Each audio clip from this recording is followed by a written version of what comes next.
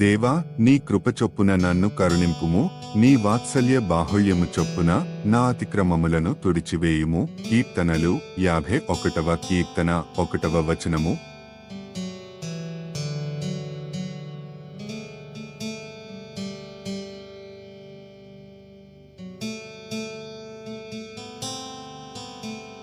దేవా, నీ కృప చొప్పున నన్ను కరుణింపుము, నీ వాత్సల్య బాహుళ్యము చొప్పున నా అతిక్రమములను తుడిచివేయుము. కీర్తనలు 51వ కీర్తన 1వ వచనము.